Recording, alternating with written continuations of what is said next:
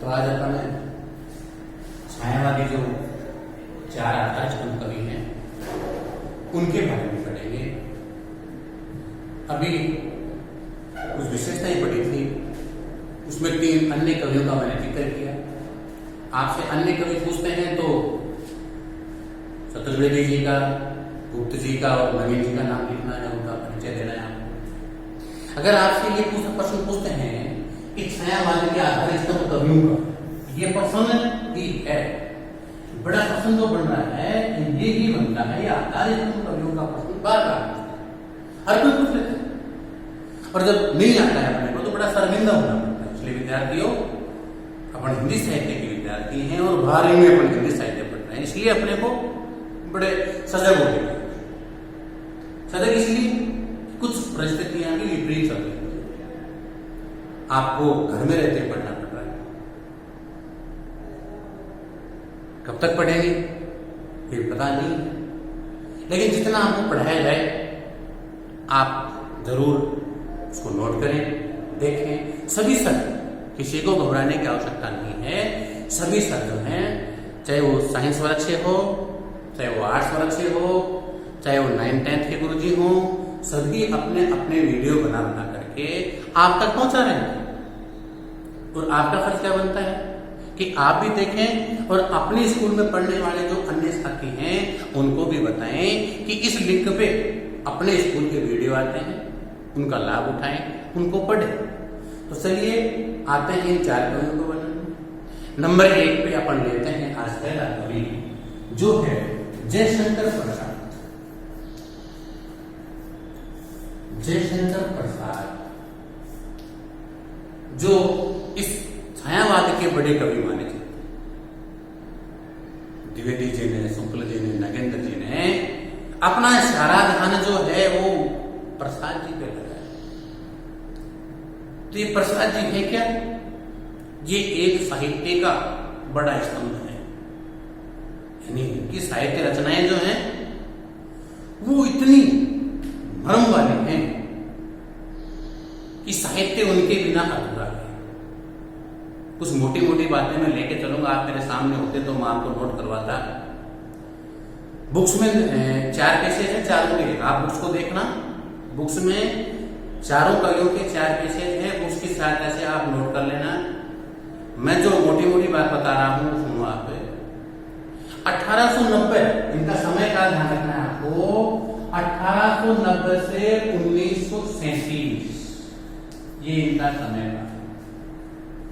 1890 में काशी में, और काशी के सोमनी साहू कहते हैं एक व्यापारी वर्ग, एक व्यापारी वर्ग में इनका जन्म हुआ। पारिवारिक परिस्थितियां इन पर इस प्रकार से आई कि इनको अपने अध्ययन के साथ साथ में इनके भाई की जो दुकान थी उस पर इनको बैठना पड़ा, और दुकान पे बैठ करके भाई के व्यापार में इनको सहयोग करना पड़ा। देखिए विद्यार्थियों, हिंदी साहित्य में साहित्य कोई कवि होगा तो संपन्न रहा। जब क्लास में थे तो मैं आपको बहुत बार कहता था, कबीरदास जी को उठा के देखे, तुलसीदास जी को उठा के देखे, मीरा को उठा के देखे, अन्य कवियों को उठा के देखे। वैसे प्रसाद जी को पढ़े अपने। प्रसाद जी की पारिवारिक परिस्थितियां भी विषम प्रकार की थी, लेकिन इन्होंने अपने काव्य सर्जन को लिखना शुरू किया। और इनका काव्य सर्जन जो है, इनकी काव्य रचनाएं जो हैं वो हैं सबसे पहले वन मिलन। ध्यान रखना 1890 के जन्म और ये इनकी मृत्यु। जन्म कहां हुआ? काशी में। किस परिवार में हुआ? सूंगनी शाहू परिवार। कहने का मतलब एक व्यापारी।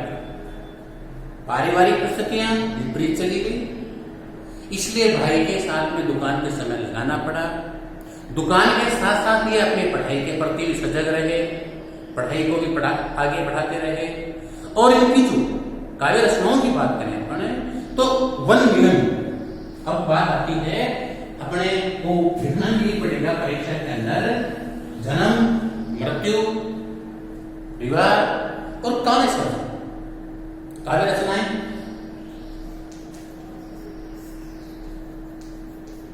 काव्य रचनाएं देखिए इनकी। पहली है वन मिलन। वन मिलन ये लिखी 1909 में। जो भी काव्य रचना आती है ना, मैंने आपको बता रखा है कि उसको आपको सिंगल इन्वर्टेड कॉमास में ले लेना है। वन मिलन, इसके बाद में प्रेम राज्य, दूसरी प्रेम राज्य, वो भी इनकी 1909 में लिखी गई थी। फिर तीसरी कानन कुसुम। कानन कुसुम ये लिखी गई इनकी 1913 में। 1913 में कानन कुसुम लिखी गई। फिर इसके बाद में कानन कुसुम के बाद में प्रेम पथिक की 1913 में लिखी गई। प्रेम पथिक ये भी 1913 में लिखी। इसके बाद में झरना ये 1918 में लिखी गई।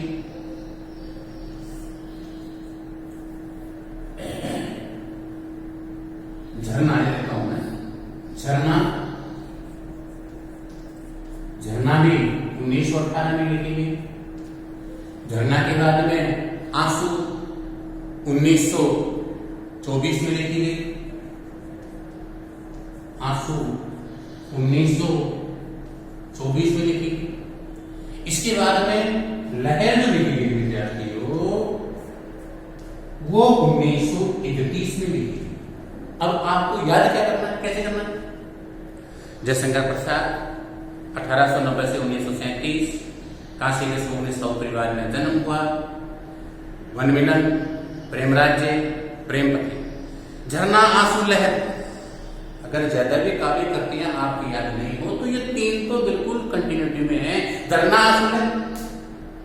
झरना जो है 1918 में, आंसू जो है 1924 में, लहर जो है 1933 में। 1933 में लहर जो है 1933 में लिखी गई। अब एक बड़ा काव्य, एक महाकाव्य है इनका। महाकाव्य है कामायनी।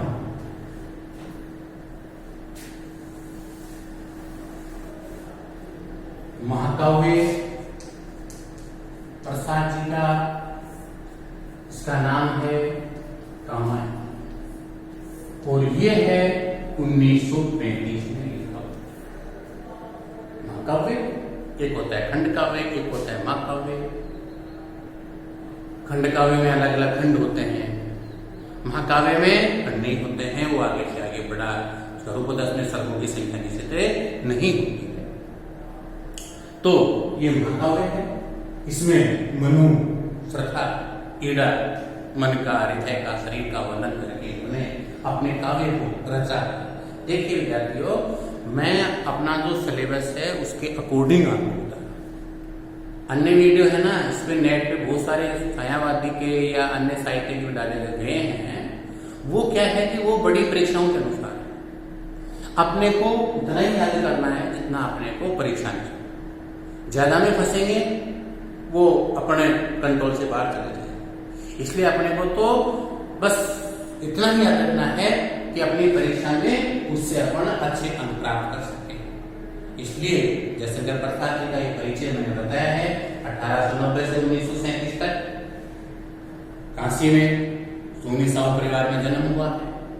काव्य रचनाएं जो हैं वो इनकी वन मिलन, प्रेम राज्य, कानन कुसुम, प्रेम पति, झरना, आंसू, लहर और महाकाव्य कामायनी, पूर्ण विराम, ये जयशंकर प्रसाद जी का परिचय। इन कवियों ने छायावादी काव्य को समृद्ध किया और काव्य साधन में व्यक्तिगत और राष्ट्रीय भावनाओं को उकेरने की कोशिशें की गई। ये है प्रसाद जी का परिचय। अब अपन लेके चलेंगे अपने जो दूसरे जो कवि हैं, दूसरे कवि हैं सूर्यकांत त्रिपाठी निराला। सूर्यकांत त्रिपाठी निराला, ये बड़े सत्सुंद परवर्ती थे। इनका जो समय काल है वो है 1897 से 1962।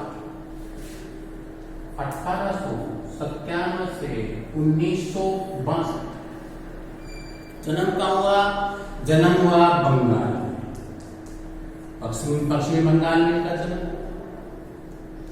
इनका काव्य जो है वो बड़ा उत्कृष्ट उपलब्धियों वाला है।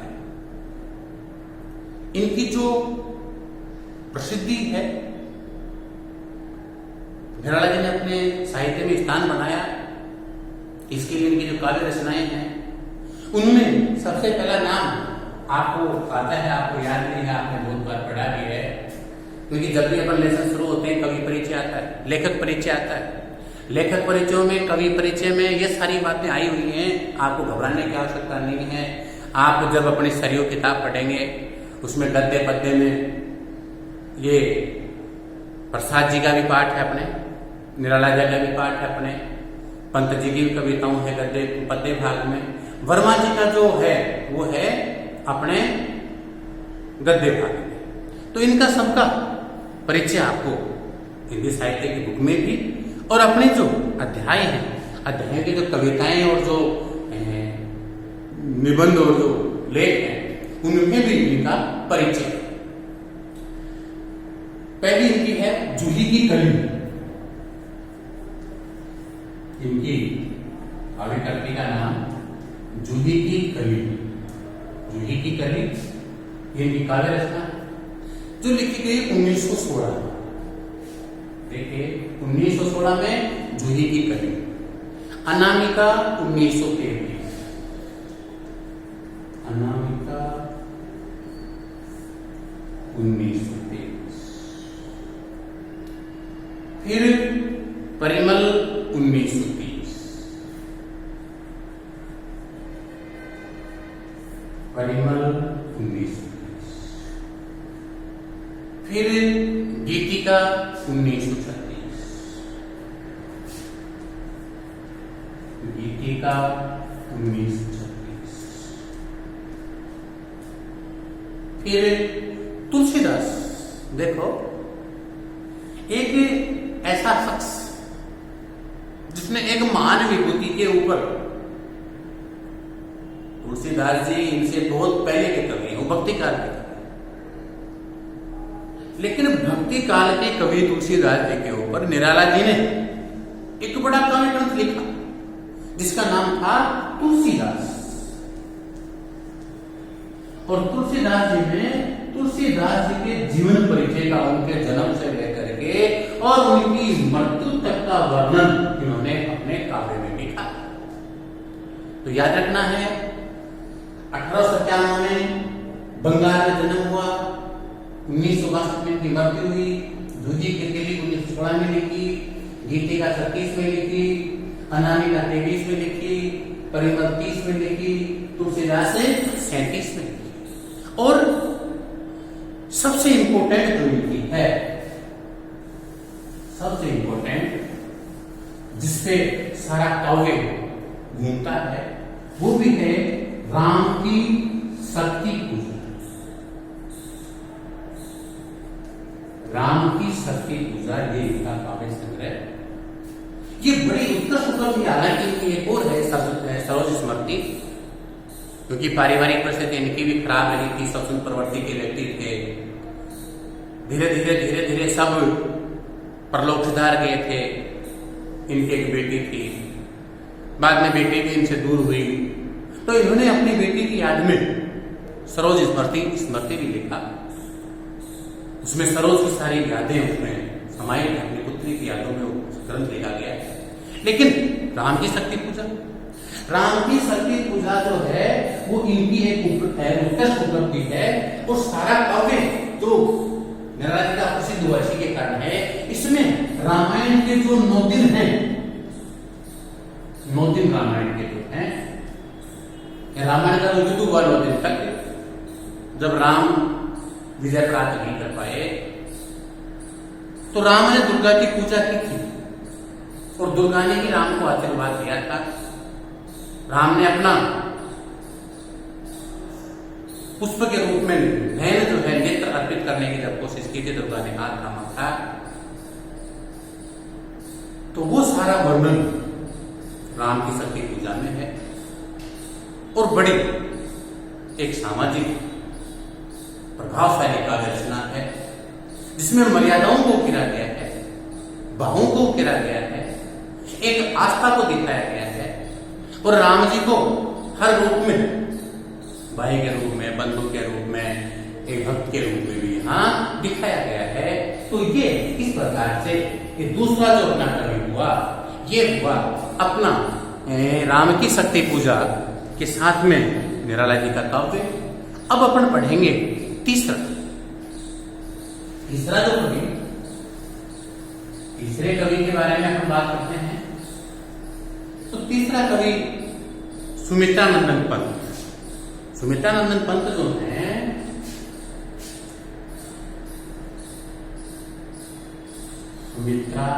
सुमित्रानंदन पंत,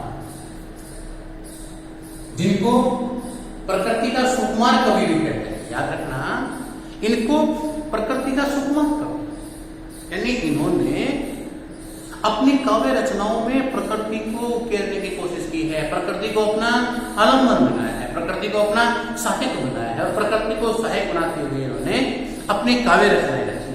देखिए, इनका जन्म जो है वो 1900 में, जन्म इनका 1900 में यूपी के, उत्तर प्रदेश के अल्मोड़ा एक पहाड़ी क्षेत्र है और प्राकृतिक दृष्टि से अल्मोड़ा का विशेष स्थान है। तो प्रकृति की गोद में अल्मोड़ा के क्षेत्र में, अल्मोड़ा में इनका जन्म हुआ। इसी के साथ साथ में इनकी पहली जो कविता मैं आपको बताऊं, पहली कविता इनकी निकली थी गिरजे का घंटा। गिरजे का घंटा, ये इनकी पहली कविता जो है जिसके बड़ी प्रसिद्धि मिली और ये लिखी गई थी विद्यार्थियों 1916 में। गिरजे का घंटा जो है ये 1916 में, इनका समय काल यह है 1900 से 1970 के 70 है, ये इनका समय काल है। जन्म उत्तर प्रदेश के अल्मोड़ा में हुआ। पहली कविता गिरजे का घंटा, फिर उच्छ्वास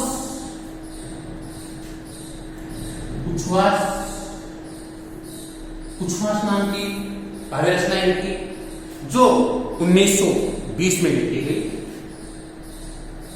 फिर ग्रंथि भी इनकी 1920 में लिखी गई। फिर इसके बाद में वीणा 1927 में लिखी गई। वीणा, देखो मैं मुख्य ले रहा हूं, आपको याद हो सके। वीणा पहली धारणी है गिरजे का घंटा, उच्छ्वास, ग्रंथि के बाद में वीणा 1927, वीणा 1927 में। इसके बाद में आती है अपनी पल्लव जो है वो 1929 में। पल्लव जो काव्य रचना है 1929 में लिखी गई।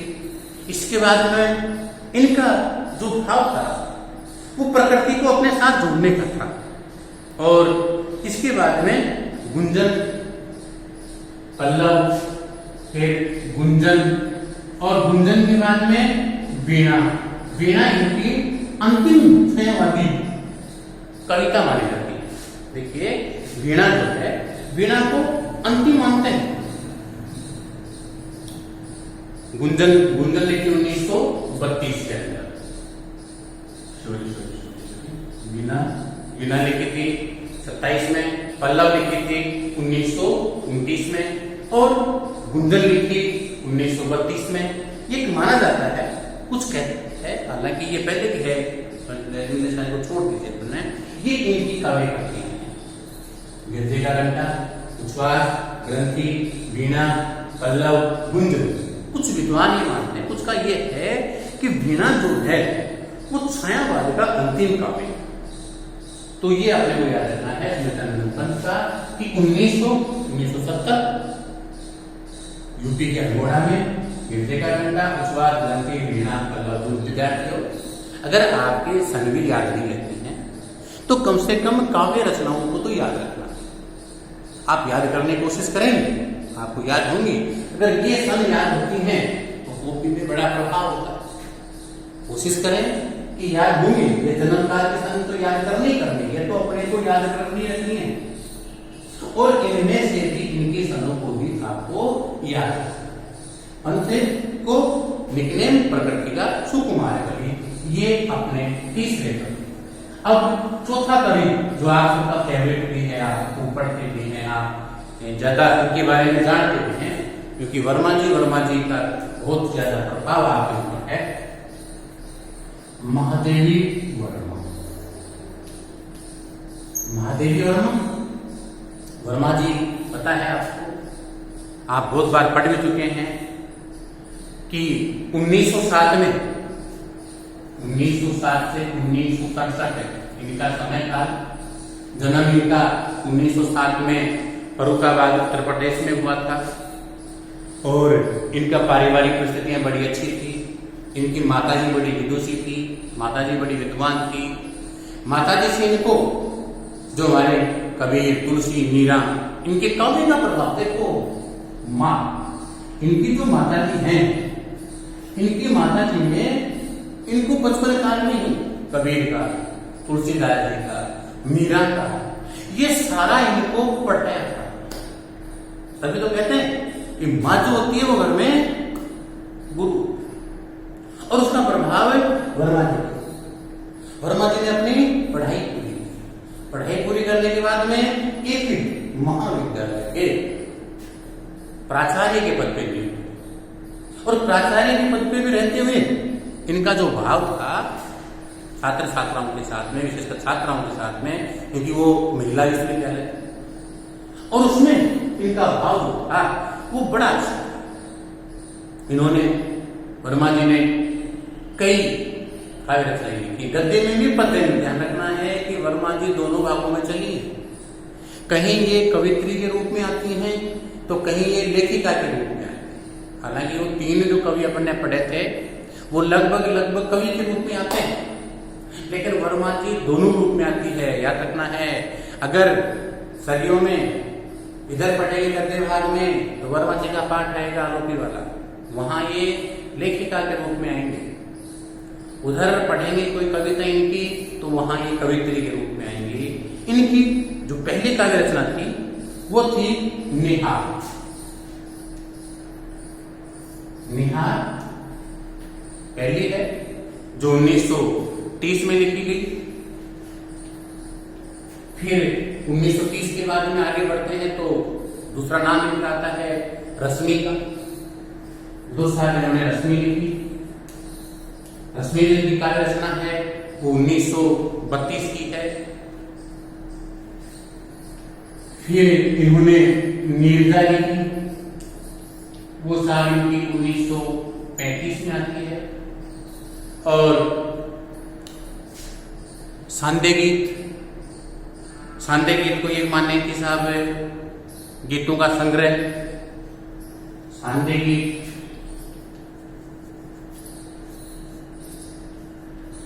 गीत जो है वो इनका 1936 में, जिसको गीतों का संग्रह भी कहा जाता है। और इसके साथ साथ में यामा जो है वो 1940 के लगभग इन्होंने लिखी, 1940 में। ये निहार, रश्मि, नीरजा, सांदे गीत, यामा। सांदे गीत को गीतों का संग्रह भी कहते हैं। इनके अलावा कुछ अतीत के चलचित्र हैं, कुछ स्मृतियां हैं, जीवनियां हैं। इन्होंने अपने काव्य को सर्जित करने का और छायावाद को मजबूत बनाने का प्रयास किया। इन कवियों ने अपनी सभी अनुभूतियों को काव्य में उकेरने की कोशिशें की गई हैं। तो आपको जब रिविजन प्रश्न आए तो ये प्रश्न इस प्रकार से आएगा और आपको 1, 2, 3, 4 जैसे मैंने आपको बताया है वो आप याद करेंगे। जैसे ही आप वीडियो देखें, वीडियो देखने के बाद में आप बुक्स को खोलना, चारों कवियों के 4 पैसेज हैं बड़े बड़े, उनको जब आप पढ़ोगे आपके बिल्कुल समझ में। इन्हीं कामनाओं के साथ में धन्यवाद।